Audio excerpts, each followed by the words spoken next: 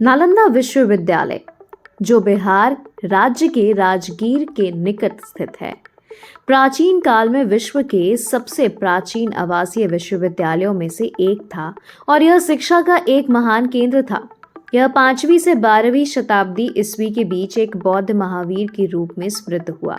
नालंदा शब्द संस्कृत के शब्दों में ना अलम दा से बना है, जिसका अर्थ है देने में अतृप्त। यह ज्ञान और उदारता की उस भावना का प्रतीक है जिसका प्रतिनिधित्व यह विश्वविद्यालय करता है। नालंदा भारत की बौद्धिक उपलब्धियों का प्रतीक था और इसने चीन, जापान, कोरिया, तिब्बत और श्रीलंका सहित एशिया के विभिन्न भागों से विद्यार्थियों और विद्वानों को आकर्षित किया। स्थापना और विकास। नालंदा विश्वविद्यालय की स्थापना गुप्त साम्राज्य के काल में लगभग 5वीं शताब्दी ईस्वी में कुमारगुप्त प्रथम के संरक्षण में हुई। गुप्त शासक शिक्षा, कला और संस्कृति के प्रबल समर्थक थे और उनका काल भारत का स्वर्ण युग कहलाता है। चीनी यात्रियों जैसे जुआनजंग और येंजिंग के लेखों से नालंदा की भव्यता और संगठन के बारे में विस्तृत जानकारी मिलती है। नालंदा का स्थल पहले से ही पवित्र माना जाता था क्योंकि भगवान बुद्ध और भगवान महावीर दोनों ने यहाँ उपदेश दिए थे। समय के साथ हर्षवर्धन और पाल राजाओं जैसे अनेक भारतीय शासकों ने विश्वविद्यालय के विस्तार और संरक्षण में योगदान दिया, जिससे यह प्राचीन विश्व के सबसे बड़े शिक्षा केंद्रों में से एक बन गया। नालंदा एक पूर्ण आवासीय विश्वविद्यालय था जहां लगभग 10,000 विद्यार्थी और 2,000 शिक्षक रहते थे। यहाँ धार्मिक और लौकिक दोनों प्रकार की शिक्षा दी जाती थी।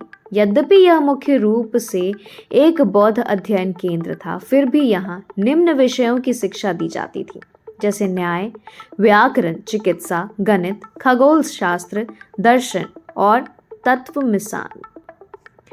प्रवेश की प्रक्रिया अत्यंत कठोर थी। विद्यार्थियों को वरिष्ठ विद्वानों द्वारा मौखिक परीक्षा पास करनी पड़ती थी। प्रवेश के बाद उन्हें उस समय की सबसे बड़ी और समृद्ध पुस्तकालय तक पहुंच प्राप्त होती थी। यह पुस्तकालय धर्मगंज के नाम से प्रसिद्ध था, जिसमें 3 विशाल इमारतें थीं, रत्नसागर, रत्नोथी और रत्नरंजक। इन भवनों में हजारों पांडुलिपियां संग्रहित थीं, जो विभिन्न विषयों पर आधारित थी।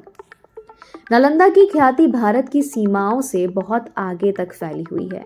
चीन, कोरिया, तिब्बत और दक्षिण पूर्व एशिया से विद्यार्थी और विद्वान यहाँ अध्ययन के लिए आते थे। इनमें सबसे प्रसिद्ध थे चीनी भिक्षु जुआनजंग, जिन्होंने 7वीं शताब्दी ईस्वी में कई वर्षों तक नालंदा में अध्ययन किया। उनके लेख नालंदा के संगठन, पाठ्यक्रम और दैनिक जीवन के बारे में अमूल्य जानकारी प्रदान करते हैं। एक अन्य चीनी यात्री येंजिंग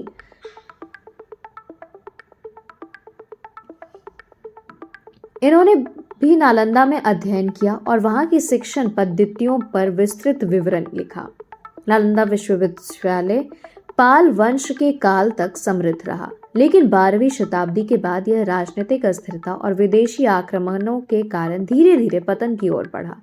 अंततः 1193 ईस्वी के आसपास तुर्क आक्रमणकारी बख्तियार खिलजी ने नालंदा पर आक्रमण कर दिया और विश्वविद्यालय को जला दिया। कहा जाता है कि विशाल पुस्तकालय की पांडुलिपियां कई महीनों तक जलती रही। इस विनाश के साथ ही प्राचीन भारत के सबसे महान शिक्षण संस्थाओं में से एक का अंत हो गया।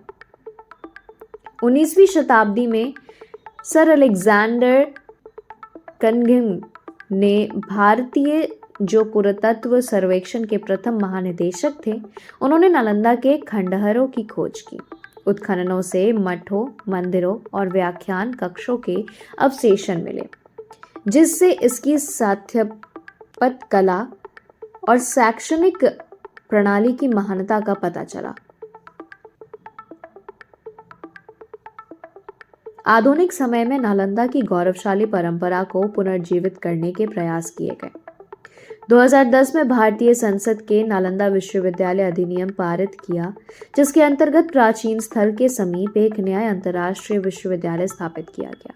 यह नया नालंदा विश्वविद्यालय 2014 में उद्घाटित हुआ, जो प्राचीन नालंदा की ज्ञान, अनुसंधान और सांस्कृतिक आदान प्रदान की भावना को पुनर्जीवित करने का प्रतीक है।